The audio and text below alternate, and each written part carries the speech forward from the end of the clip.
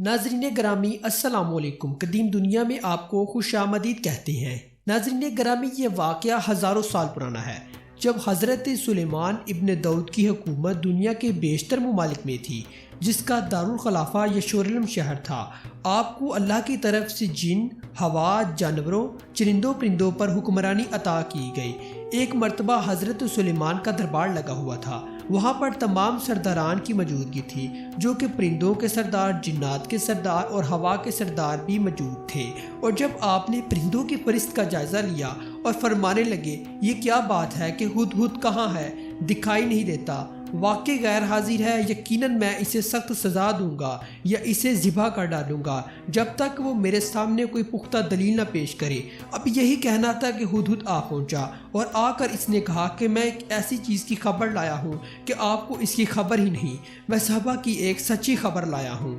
قدیم دنیا کے معزز دوستوں، مزید آپ کو بتاتے چلیں کہ سبھا ایک شہر کا نام ہے جو کہ عرب کے جنوبی علاقوں میں یمن کے قریب موجود ہے، جو کہ حضرت سلیمان کی سلطنت یشورلم سے 2000 کلومیٹر کی دوری پر تھا۔ وہاں سے سفر تقریباً 40 سے 50 دن کا تھا۔ ہدہد نے کہا کہ قوم سبھا کی بادشاہت ایک عورت کر رہی ہے، جس کو اسرائیل ملکہ بلقیس کے نام سے جانتے ہیں، جس کے پاس دنیا کی ہر قسم کی چیز موجود ہے، دولت، بڑا لشکر، ہتھیار، عیش و آرام، سونے جوہرات، اور اس کا تخت بڑی عظمت والا ہے۔ میں نے اسے اور اس کی قوم کو اللہ تعالیٰ کو چھوڑ کر سورج کو سجدہ کرتے ہوئے پایا۔ شیطان نے ان کے کام کو انہیں بڑے سنوار کے دکھلائے اور ان کو گمراہی کی طرف لے گیا، اور وہ اتنے مشغول ہیں اپنے کام میں کہ وہ اپنے شرک میں ان کو حق کی طلب ہی نہیں، علم ہی نہیں، حالانکہ اس اللہ کے لیے سجدہ کرے جو کہ آسمانوں اور زمینوں سے چھپے ہوئے خزانے کو نکالتا ہے، اور جو کچھ تم چھپاتے ہو اور ظاہر کرتے ہو وہ سب کچھ جانتا ہے۔ اس کے سوا کوئی معبود برحق نہیں، وہی عظمت والے عرش کا مالک ہے۔ اور حضرت سلیمان نے کہا، اب ہم دیکھیں گے کہ تو نے سچ کہا یا تو جھوٹا ہے۔ حضرت سلیمان نے کہا کہ میرے اس خط کو لے جا کر ان کے پاس ڈال دو، اور پھر وہاں دور رک کر دیکھنا کہ اس خط کے جواب میں وہ کیا رد عمل پیش کرتے ہیں۔ ملکہ بلقیس کہنے لگی کہ اے سردار، میری طرف ایک معجز خط ڈالا گیا ہے جو کہ سلیمان کی طرف سے ہے۔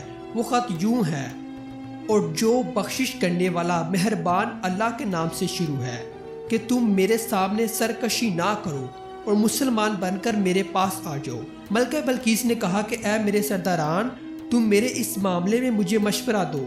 میں قطعاً کوئی فیصلہ نہیں کروں گی جب تک تمہاری موجودگی میں کوئی رائے نہ ہو۔ جب سرداران نے خط کو سنا تو وہ طیش میں آ گئے اور کہنے لگے، یہ تو ہماری توہین ہے، ہمیں اس کا سخت جواب دینا پڑے گا۔ لیکن وہاں ملکہ نے اپنی سمجھداری کا مظاہرہ کرتے ہوئے کہا کہ اس خط سے پتہ چلتا ہے کہ یہ سلیمان کوئی عام بادشاہ نہیں، کیونکہ اس خط کی ابتدا اللہ کے نام سے شروع ہوئی ہے۔ یہاں ہمیں کوئی حکمت عملی سے کام لینا چاہیے۔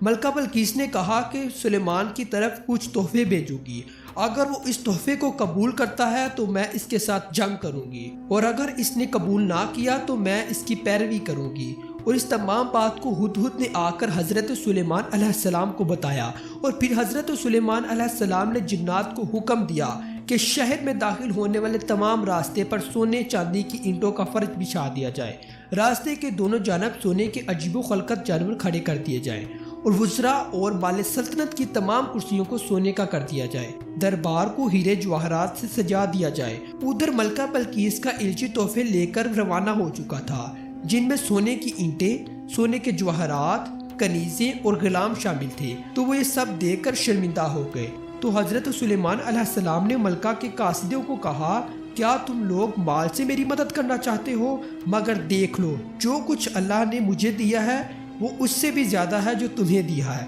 لہٰذا تمہیں تمہارا تحفہ مبارک ہو، اور اس تحفے کو لے کر واپس لوٹ جاؤ، اور اپنی ملکہ سے کہنا کہ وہ میرا انتظار کرے۔ ہم ایک زبردست لشکر لے کر آئیں گے جس کا مقابلہ تم نہیں کر سکتی۔ اور جب یہ تمام ماجرا ملکہ کو پتہ چلا تو وہ سمجھ گئی کہ یہ کوئی بادشاہ نہیں، یہ اللہ کا ایک پیغمبر ہے، لہٰذا اس نے جنگ کی بجائے حضرت سلیمان کے دربار میں حاضر ہو کر اپنی عطایت کا یقین دلانے کا فیصلہ کیا۔ اور جب یہ پیغام حضرت سلیمان تک پہنچا تو انہوں نے اپنے درباریوں سے کہا کہ تم میں سے کون ہے جو کہ ملکہ کے موتی ہو کر پہنچنے سے پہلے میرے پاس اس کا تخت لے کر آئے۔ تو ایک دو وہیکل جن نے کہا، آپ کے دربار کا وقت ختم ہونے سے پہلے میں تخت آپ تک لا سکتا ہوں، اللہ نے مجھے اتنی طاقت دی ہے اور اس میں اس کا پورا امانت دار ہوں گا۔ پھر ایک اور شخص جس کے پاس کتاب کا علم تھا، اس نے کہا کہ وہ آپ کے پلک جھپکنے سے پہلے تخت یہاں لا سکتا ہے، اور اتنے میں وہ لے بھی آیا۔ اور جب حضرت سلیمان علیہ السلام نے اپنے پاس تخت کی موجودگی کو پایا تو وہ پکار اٹھے، یہ میرے پروردگار کا فضل ہے کہ وہ مجھے آزمائے کہ میں شکر کرتا ہوں یا نہ شکری، اور جو شکر کرتا ہے تو اس کے لیے اپنے لیے ہی مفید ہے، اور اگر کوئی شکر نہ کرے تو میرا پروردگار بڑا بے نیاز ہے، تو اس کو کوئی کسی کی ضرورت نہیں۔ کچھ علماء کا ماننا ہے کہ وہ شخص حضرت سلیمان کا دوست تھا جس کا نام آصف ابن برخیہ بتایا جاتا ہے، اور بعضوں نے لکھا ہے کہ وہ آپ کا خالہ زاد بھائی تھا۔ ہمارے تصور میں اس دو وہیکل کی بات ہی ناقابل یقین تھی، کیونکہ اتنا بڑا تخت ایک جگہ ابن عباس کی روایت میں آتا ہے کہ اس کا طول 80 ہاتھ، عرش 40 ہاتھ تھا اور اونچائی 30 ہاتھ تھی۔ تو حضرت سلیمان علیہ السلام نے تخت میں کچھ رد و بدل کروا دیا، اور جب ملکہ بلقیس حضرت سلیمان کے دربار میں پہنچی تو حضرت سلیمان نے کہا، کیا تمہارا تخت اسی طرح کا ہے؟ تو اس نے دیکھتے ہی کہا، یہ تو گویا میرے تخت کا ہو بہو ہے، ہمیں تو پہلے ہی معلوم ہو گیا تھا اور ہم پیروی کے لیے آپ کے پاس آئے ہیں۔ ملکہ بلقیس کے محل میں آنے سے پہلے ہی حضرت سلیمان علیہ السلام نے ایک ایسی عمارت بنوانے کو کہا جس میں شیشے جڑے ہوئے تھے، جس کو گویا کوئی تالاب ہو، اور جب ملکہ وہ اس میں پاؤں رکھنے لگتی ہے تو اپنے کپڑوں کو نیچے سے اٹھا لیتی ہے کہ یہ تو تالاب ہے، میں تو بھیگ جاؤں گی، یہاں تک کہ اس کی پنڈلیاں ننگی ہو جاتی ہیں۔ جیسے ہی وہ پاؤں رکھتی ہے تو وہ دیکھتی ہے یہ تو فرش ہے، اور وہ اس بات کو پر متاثر ہوتی ہے اور پکار اٹھتی ہے، اے سلمان کے ساتھ اپنے رب کے سامنے سر تسلیم خم کرتی ہوں، جو میں شرک کرتی رہی میں اللہ کی طرف رجوع کرتی ہوں اور وہ اسلام قبول کرتی ہوں۔